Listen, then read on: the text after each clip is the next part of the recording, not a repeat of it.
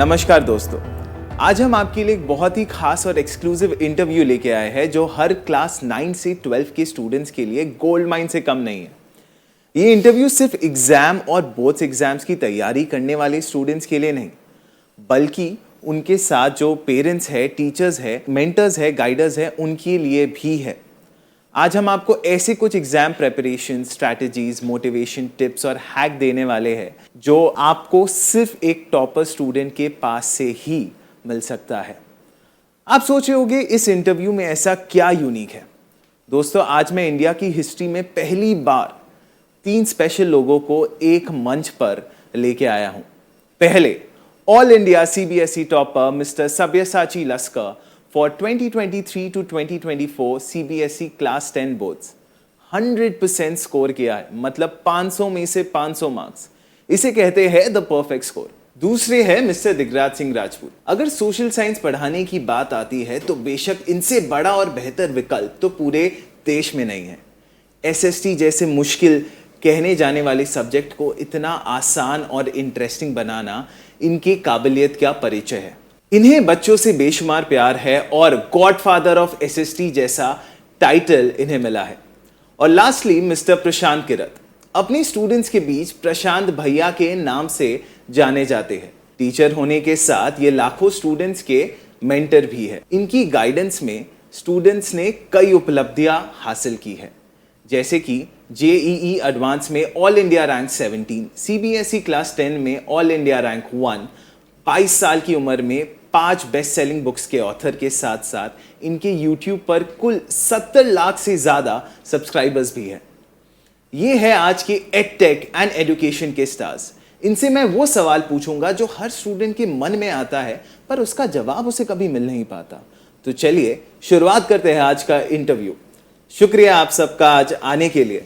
तो सबसे पहले सब्यसाची, आपसे एक सवाल पूछना चाहता हूं। आपने इम्पॉसिबल को पॉसिबल किया है और इसमें कई सारे मेथड्स भी इन्वॉल्व हुए होंगे, कई सारे कॉन्सेप्ट्स भी आपने क्लियर किए होंगे। तो आप क्या बताना चाहते हैं अपनी जर्नी के बारे में सबको? पहली बात तो ये आज के दिन इम्पॉसिबल है ही नहीं, बहुत ही पॉसिबल है, क्योंकि आजकल इंटरनेट और बुक्स पब्लिशर्स से भी बहुत ज़्यादा रिसोर्सेज मिलते हैं, बहुत ही अवेलेबल हो गया है रिसोर्सेज। इसीलिए स्टूडेंट के लिए पढ़ाई करना आज बहुत ही आसान हो गया है जो 10-20 साल पहले था उससे। फिर सीबीएसई का भी एग्ज़ाम पैटर्न में चेंज आया है, तो अच्छा रिजल्ट करना अभी बिल्कुल भी इम्पॉसिबल नहीं है। बस कुछ चीज़ें ध्यान रखना है कि क्लास 9 के पहले दिन से कंसिस्टेंसी रखना है और कॉन्सेप्ट धीरे धीरे से क्लियर करते करते जाना है। 10th में आकर कि एग्ज़ाम के कुछ दिन पहले मैं ये क्लियर कर लूँगा, वो क्लियर कर लूँगा, नहीं, ऐसा नहीं करना है। फिर एग्ज़ाम के टाइम पर कंसंट्रेशन बनाए रखना है और टाइम मैनेजमेंट स्किल पीक पर रखना है। तो अगर पुराने क्वेश्चन से फैमिलियर होंगे तो ये दोनों स्किल बहुत अच्छे से आ जाते हैं। तो मुझे तो लगता है यही है। सब्यसाची, आपने बताया कि कॉन्सेप्ट्स क्लियर होना बहुत ज़रूरी है। आपने अपने कॉन्सेप्ट्स को क्लियर करने के लिए किन किन रिसोर्सेज का इस्तेमाल किया? यूट्यूब का, बुक्स का? What were your resources?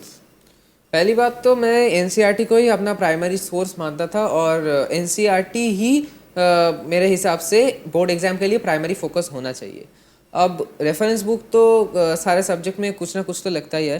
तो मैथ साइंस की बात करें तो मैंने अलग अलग बोर्ड्स जो है आईसीएसई या वेस्ट बंगाल बोर्ड, उनके बुक्स मैंने अच्छे से कर रखे थे और एजुकार्ट के बुक्स भी मेरे बहुत काम किया है। और among other YouTube videos I have watched Digraj sir's and Prashant sir's videos on SST and science and they were a great help to me. और आई थिंक स्कूल के टीचर्स का भी बहुत बड़ा रोल होता है। आपको अपने सारे डाउट्स स्कूल के टीचर्स से बहुत अच्छे से क्लियर करना है, क्योंकि वो भी तो सीबीएसई के एग्जामिनर्स है, वो सबसे ज़्यादा जानते हैं कि क्या क्या आंसर चाहिए होता है सीबीएसई को या एग्जामिनर्स को। और जब YouTube की बात हुई है, हमारे बीच में 2 YouTube के स्टार्स हैं जिन्हें लाखों बच्चों का प्यार मिला है।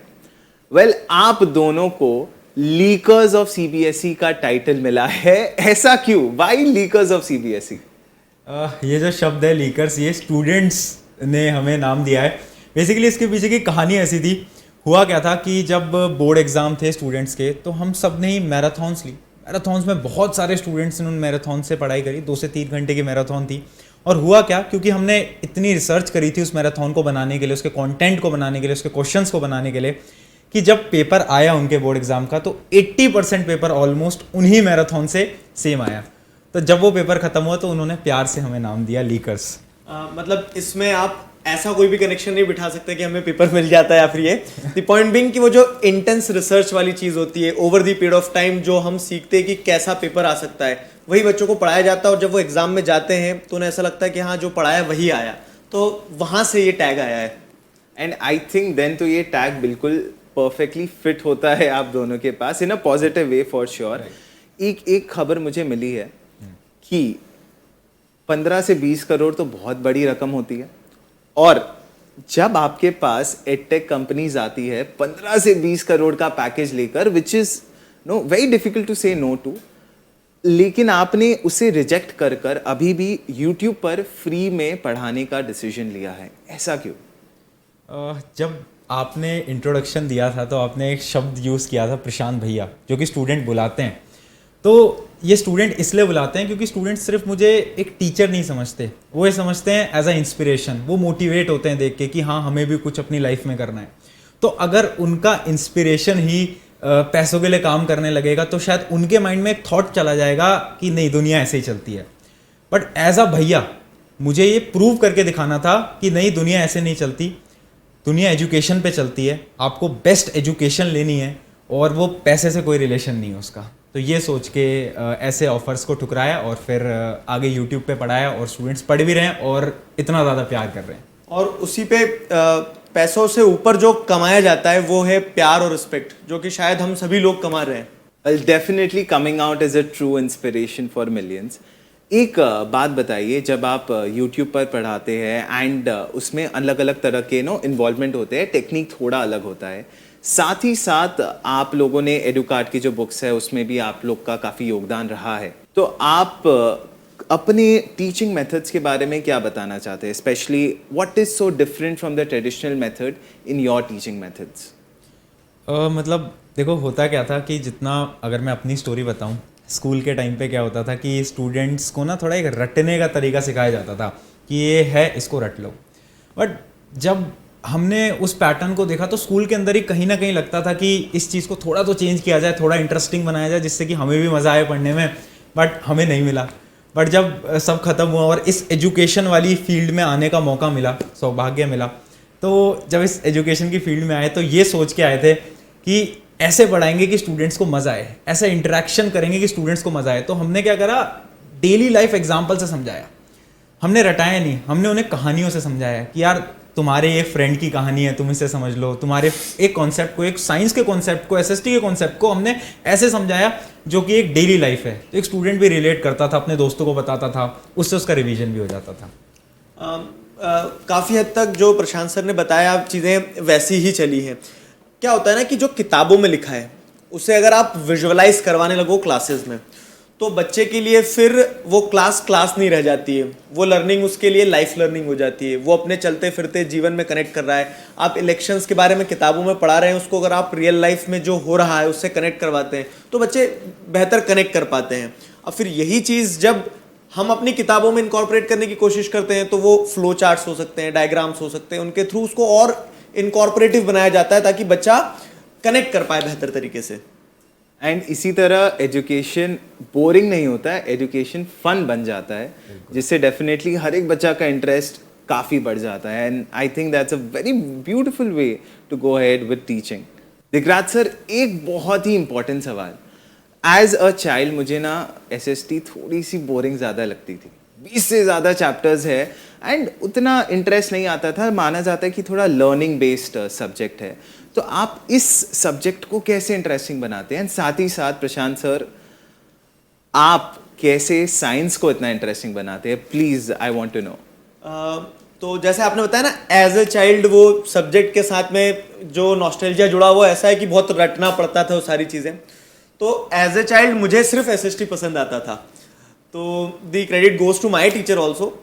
अब हुआ क्या है ना कि उस पूरी पेडागॉजी में मुझे ये चीज़ समझ में आई है कि एसएसटी को जो कॉन्सेप्ट चल रहा है कि एक क्वेश्चन है उसके आंसर याद कर लो बस कंप्लीट हो गया, उसकी जगह अगर टर्न आउट करके ऐसे समझा जाए कि एक कहानी है, उस कहानी में कैरेक्टर्स हैं बहुत सारे, और वो कैरेक्टर्स हमारे इर्द गिर्द हैं, क्योंकि सामाजिक विज्ञान है ना, तो ये हमारी समाज से जुड़ा हुआ है, उसको हम पढ़ने की जगह जी सकते हैं।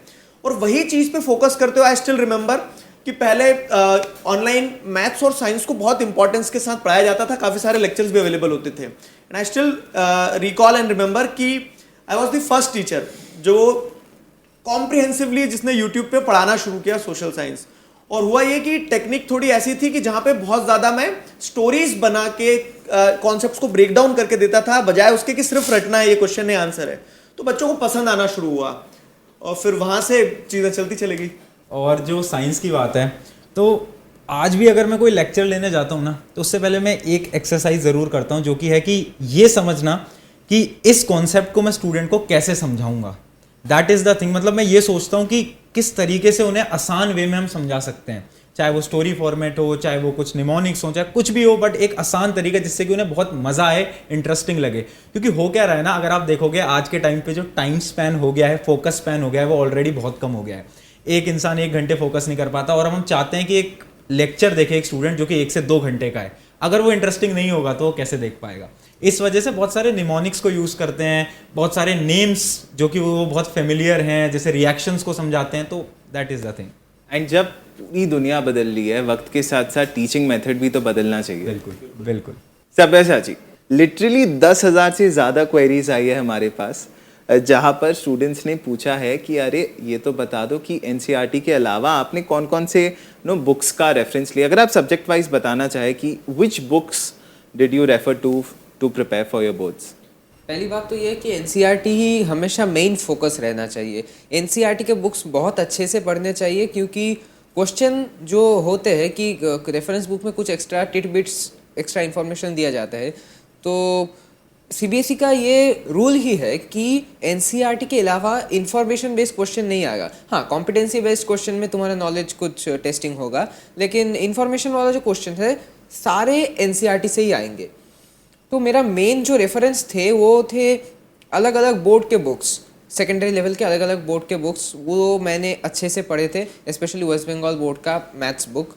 और मुझे तो ये लगता है कि कुछ रेफरेंस जो बुक्स होने चाहिए वो ज़्यादातर लिटरेचर सब्जेक्ट के लिए बहुत इम्पॉर्टेंट नहीं है, क्योंकि लिटरेचर सब्जेक्ट में तुमको एनसीईआरटी के टेक्स्ट पढ़ना है, अच्छे से पढ़ लेने के बाद तुमको ओरिजिनल आंसर्स अगर लिखोगे तो उससे ज़्यादा मार्क्स मिलेंगे गाइड बुक के आंसर से ज़्यादा।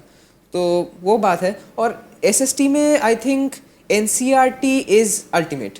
एसएसटी में एनसीईआरटी के सिलेबस में जो दिया गया है उसको अच्छे से पहले पढ़ना चाहिए, फिर कुछ अगर समझ में नहीं आए तो अलग अलग रिसोर्सेज फाइंड करके समझना है। और प्रैक्टिस और क्वेश्चन पैटर्न समझने के लिए मैंने एडुकार्ट के बुक्स का रेफरेंस लिए थे।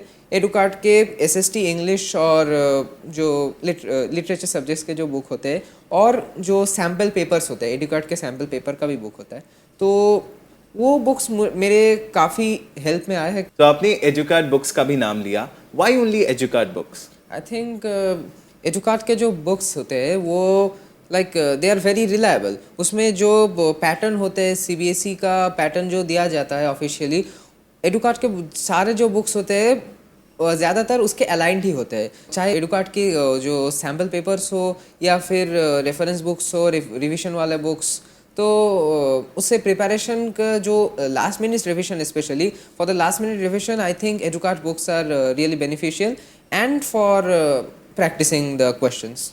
दिकराज सर, आपने एजुकार्ट की वन शॉट बुक में भी कंट्रीब्यूट किया है, एंड आप बताइए कि ये बुक इतनी कैसे हेल्प कर रही है लोगों को, एंड साथ ही साथ एसएससी जैसे सब्जेक्ट में कैसे इसने कंट्रीब्यूट किया है बच्चों की सक्सेस में। ये जो हमारी वन शॉट बुक है, इस वन शॉट बुक का इंस्पिरेशन है वन शॉट लेक्चर्स। मतलब जो बच्चों को बहुत पसंद आते थे कि एक बार में सब खत्म हो जाता है, पूरी प्रिपरेशन एंड टू एंड। तो उसी चीज़ को ध्यान में रखते हुए कि एक ऐसी लो कॉस्ट बुक हो, क्योंकि अब इसमें क्या है ना, इसमें हमने बहुत सारे क्वेश्चंस इनकॉर्पोरेट करें, क्योंकि बच्चे जैसे सभ्यसा जी ने खुद बताया कि समझ में सब कुछ एनसीईआरटी से आ जाता है, लेकिन जब प्रैक्टिस की बारी आती है ना, तो उन्हें एक ऐसा रिलायबल सोर्स चाहिए रहता है जहां बहुत सारे क्वेश्चंस हो, जो सस्ती भी हो, जिसमें क्वेश्चंस के आंसर्स भी हो, उन्हें शॉर्ट नोट्स भी मिल जाए। तो वो वन शॉट बुक का कॉन्सेप्ट ये है कि एक ही चीज़ के अंदर सारा सब कुछ आ गया है। और वो बहुत इफेक्टिवली बच्चों के लिए काम कर रही है।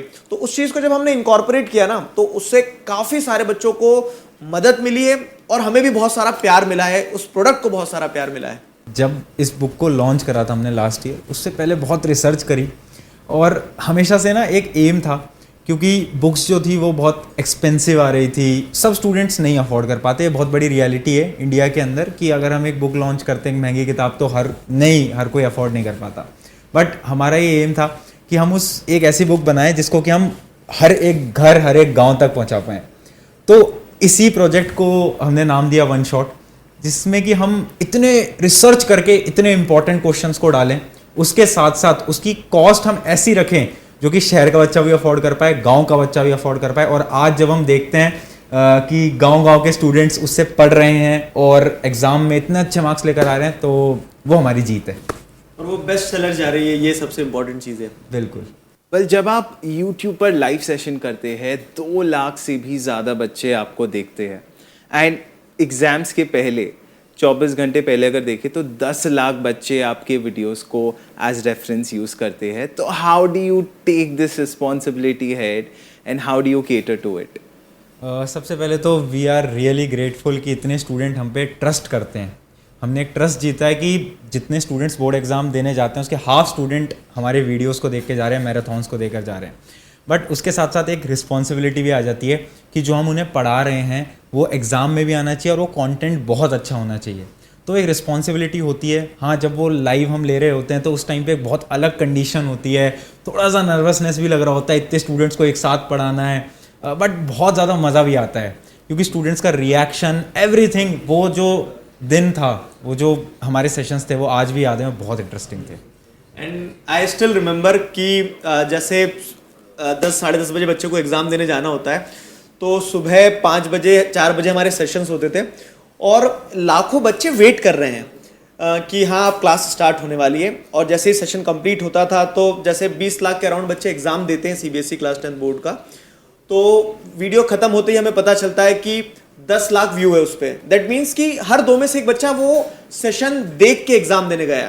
तो जैसा सर ने बताया कि वो एक बहुत बड़ी रिस्पॉन्सिबिलिटी हो जाती है एंड वी फील ब्लेस्ड कि इतने सारे बच्चे ट्रस्ट कर रहे हैं। तो बस वही है कि पावर कम्स विद रिस्पॉन्सिबिलिटी, तो वो एक पावर मिली कि आप इतने सारे बच्चों को पढ़ा पा रहे हो, तो एक जिम्मेदारी भी होती है। And definitely I am very sure इतने सारे बच्चों के इतने अच्छे मार्क्स आ रहे हैं, तो you guys are fulfilling that responsibility very well. Sabresh sir ji, मैं आपसे पूछना चाहता हूँ, प्रशांत सर और दिगराज सर के जो लाइव सेशंस है, जो वो एग्ज़ाम टाइम पे करते हैं, जो उनके वीडियोस है, मोर देन 50% स्टूडेंट्स उनका वीडियो देखते हैं before going to their exam. आप बताइए क्या खास बात है इनके वीडियोस में कि इतने सारे बच्चे इनके वीडियोस देखकर जाते हैं एग्ज़ाम देने के लिए? मैंने भी बुक रेफरेंस के साथ साथ दिगराज सर और प्रशांत सर के वीडियो भी बहुत सारे देखे हैं और मुझे लगता है कि वीडियोस में खास बात यह है कि ना सिर्फ वो एक फ्लो में रिवीजन करना या एग्ज़ाम के टेक्निक्स बताना, उसके अलावा इसमें कॉन्सेप्चुअल क्लैरिटी भी होता है। और तीसरी बात है कि पढ़ाने का जो टेक्निक है, तो I think it's really nice. Sabresh ji, एक चीज़ बताइए, मुझे पता चला है कि आप सिंगिंग भी करते हैं, आप स्केचिंग भी करते हैं, तो एक कहावत है ना कि अगर एक बच्चा सिर्फ पढ़ाई करेगा और बाकी चीज़ों में को करिकुलर्स में इन्वॉल्व नहीं रहेगा तो डल बॉय बन जाएगा। तो आपने अपने पढ़ाई के साथ साथ अपने को करिकुलर्स को भी बैलेंस किया है। कितना इम्पोर्टेंट होता है को करिकुलर्स को बैलेंस में रखना पढ़ाई के साथ साथ? मुझे तो ऐसा लगता है कि पढ़ाई के साथ साथ अगर कुछ एक्टिविटी कोई कंटिन्यू ना करे तो शायद उसका लाइक स्ट्रेस इतना ज़्यादा बढ़ जाएगा कि एक टाइम के बाद पढ़ाई का कोई प्रोडक्टिविटी कम होता जाएगा, टाइम मैनेजमेंट स्किल भी कम होते जाएंगे। तो मुझे लगता है कि कम से कम एक ना एक तो हॉबी रखना ही है और वो हॉबी ऐसे करके परस्यू करना है कि जस्ट रिक्रिएशन नहीं, वो जस्ट रिक्रिएशन नहीं, बल्कि कभी कभी उस हॉबी से कभी ऐसा होता है ना कि ड्राइंग या सिंगिंग जैसे चीज़ों में यहाँ पर भी बहुत ज़्यादा फोकस चाहिए होता है अगर अच्छे से करना चाहते हो तो उससे भी कभी कभी कंसंट्रेशन बढ़ सकता है और ऐसा कंसंट्रेशन बढ़ने से स्टडी का प्रोडक्टिविटी प्लस अपना पर्सनल रिफ्रेशमेंट बहुत अच्छे से होता है। एक चीज़ सर आप लोग बताइए ना, जब बहुत सारे बच्चे बहुत मेहनत करते हैं लेकिन फिर भी वो एक पर्टिकुलर परसेंटेज क्रॉस नहीं कर पाते, खुद को वीक स्टूडेंट मानने लगते हैं। तो आप क्योंकि आप इतने सारे बच्चों के साथ डील करते आ रहे हो, what do you want to tell to those students, to those parents कि अगर एक एग्ज़ाम थोड़ा वीक चला गया है, what should they do ahead in life and how should the parents deal with the kids? इसमें मैं एक चीज़ ऐड ऑन करना चाहूँगा, ये बहुत इंपॉर्टेंट भी है। हम लोग क्या करते हैं एज ए सोसाइटी, बच्चा मेहनत करता है, एक नंबर लाता है और उस नंबर के हिसाब से तय करते हैं कि बच्चे ने अच्छा किया या नहीं किया। तो यहाँ पे एक बेसिक्स में जो करेक्शन होना चाहिए ना, कि नंबर से ना तय किया जाए, उस बच्चे की मेहनत से तय किया जाए कि उसने कितना एफर्ट डाला है। मुझे ये लगता है। बिल्कुल। और पता है इसमें ना मुझे एक लाइन याद आती है, मेरे एक टीचर थे तो वो मुझसे ना हमेशा बोला करते थे कि फेलियर होता ही नहीं है कुछ भी। मतलब अगर आपको लग रहा है आपके मार्क्स कम आ रहे हैं या फिर कुछ परसेंटेज कम आ रही है, वो फेलियर ही नहीं है। फेलियर उस दिन आएगा जब तुम ये सोच लोगे कि अब मेरा कुछ नहीं हो सकता। मतलब जब आप अंदर से मान लोगे कि आप फेलियर हो, उस दिन आप एक्चुअल में फेल होते हो। बाकी कुछ फेलियर होता ही नहीं है, मार्क्स कुछ फेलियर होते ही नहीं है। और इंसान का मेन मतलब एक बच्चा जब बड़ा होता है, बाहर की दुनिया में जाता है, डिसिप्लिन, हार्ड वर्क, यही दो एक क्वालिटी है जो उसे आगे लेके जाती है। एंड अच्छे मार्क्स लाना आपको यही शायद सिखाता है कि अगर हम डिसिप्लिन रहे और हार्ड वर्क करते रहे तो डेफिनेटली आज नहीं तो कल सक्सेस आनी ही आनी है। बिल्कुल। सब्यसाची जी, आपके पास डेफिनेटली प्रेशर तो था while you were preparing for the exam. आप जितने भी स्टूडेंट्स हैं जो स्ट्रगल कर रहे थे या पढ़ने की कोशिश कर रहे हैं, आप उन्हें क्या एडवाइस देना चाहते हैं कि ये जो पीयर प्रेशर है उसे वो कैसे हैंडल करे एंड कैसे डील करे इस पूरे एग्ज़ाम के एंड स्टार्टिंग फेज को? पहली बात तो यह है कि अगर डे 1 से आप कंसिस्टेंट रहेंगे, आपका बेस क्लियर रहेगा, तो आपको ऐसा फियर होगा ही नहीं। अगर बाई चांस किसी भी कारण से अगर कुछ क्लियर नहीं है, तो पहली बात तो अपने क्लोजेस्ट टीचर्स का हेल्प लीजिए। स्कूल के टीचर्स या फिर आप जिसे मेंटर मानते हैं उनका हेल्प लीजिए और जल्द से जल्द क्लियर कीजिए। किसी चीज़ को कल के लिए छोड़िए मत। पीयर प्रेशर हैंडल करने के लिए पहले सेल्फ डिपेंडेंट बनना है। सेल्फ डिपेंडेंट अगर बन गया तो दूसरों का एक्सपेक्टेशंस, दूसरों के टॉन्ट्स, कभी कभी टॉन्ट्स भी मिलते हैं। एक टेस्ट में मेरा भी बहुत कुछ ऐसा हुआ था कि एक टेस्ट में अगर 2-3 मार्क्स कम आ गए, कि उससे ज़्यादा मार्क्स कम आ गए, तो सेल्फ डाउट होने लगता है। ऐसा नहीं होना है, क्योंकि मुझे समझना है कि मैं कितना प्रिपेयर्ड हूँ, और अगर मैं प्रिपेयर्ड नहीं भी हूँ तो उसमें टेंशन लेने की बजाय मुझे तो लगता है कि शांति से अच्छे से मुझे समझना है पहले कि मैं किस किस जगह वीक हूँ, वहाँ पर मुझे अपने आप को रिफाइन करना है। बस ऐसे ही, कुछ ज़्यादा दूसरों के बातों पर ध्यान नहीं देना है। बेसिकली यही है। मतलब कोई बहुत डिफ़िकल्ट फॉर्मूला नहीं है, बड़ा आसान सा फॉर्मूला है। एक पीसफुल माइंड चाहिए हमें, ताकि हम रिलैक्स होकर पढ़ते रहे और एग्ज़ाम देकर सक्सेसफुल होते रहे। 100 आउट ऑफ 100 लाना तो मुश्किल है। आपने जब सेल्फ डाउट की बात की, आई एम श्योर आपके प्रोसेस में भी देयर वुड बी फेजेस जहाँ पे आपको खुद पर सेल्फ डाउट आया हो, तो आप कैसे उस सिचुएशन को हैंडल करते थे और उससे कैसे बाहर निकलते थे? तो आपके क्या क्या प्रोसेसेस थे? आप किस तरह से उस डाउट फेज से निकलते थे? आप किसी की मदद लेते थे? आप किसी से बात करते थे? What did you do? पहली बात तो ये, हाँ, कि जब भी मुझे किसी चीज़ पर डाउट लगता था कि मैं ऐसा इसके ऊपर अचीव नहीं कर पाऊँगा या अभी नहीं कर पा रहा हूँ, तो पहले तो स्कूल के टीचर्स से हमेशा हेल्प मांगना है। और इस बात में I think family members, specially parents का बहुत कोऑपरेशन ज़रूरी है, क्योंकि अक्सर हम देखते हैं कि कुछ मार्क्स कम होते हैं तो आपके ओवरऑल डेवलपमेंट को ही क्वेश्चन किया जाता है। ऐसा नहीं है कि कभी कभी मार्क्स कुछ अनएक्सपेक्टेड कारण से भी कम हो सकते हैं, कि आपका बेस क्लियर नहीं है, ऐसा कभी कारण होना ही है, नेसेसरीली ऐसा नहीं है। और लास्टली आप तीनों से एक बहुत अच्छी एडवाइस चाहिए हमें, जो स्टूडेंट्स क्लास 10 बोर्ड एग्जाम्स के लिए प्रिपेयर कर रहे हैं, सीबीएसई बोर्ड्स के लिए, उसके लिए आप क्या क्या टिप्स या एडवाइसेस देना चाहते हैं? तो ये इस चीज़ को काफ़ी सारे स्टूडेंट्स देख रहे होंगे, पेरेंट्स देख रहे होंगे, सुन रहे होंगे। मेरा सभी से एक ही रिक्वेस्ट है, क्या कि एक प्रोसेस है। आप सिर्फ उस एंड रिजल्ट पे मत फोकस करो, उस पूरी प्रोसेस में सभी का इन्वॉल्वमेंट भी है। स्टूडेंट्स, पेरेंट्स, टीचर्स, हम लोग अपनी तरफ से बेस्ट देते हैं, बच्चे अपनी तरफ से बेस्ट देते हैं। वहीं पे पेरेंट्स को भी समझना पड़ेगा। और जब सभी लोग मिल के एफर्ट लगाते हैं ना, तो याद रखना कि जो लाइफ है, जो जिंदगी होती है ना, ये तुम्हारे हाथ में होती है। तुम चाहे तो इसको आज बदलो, तुम चाहे तो इसको कभी मत बदलो। तो हमेशा तुम्हारे पास एक चांस है, एक मौका है।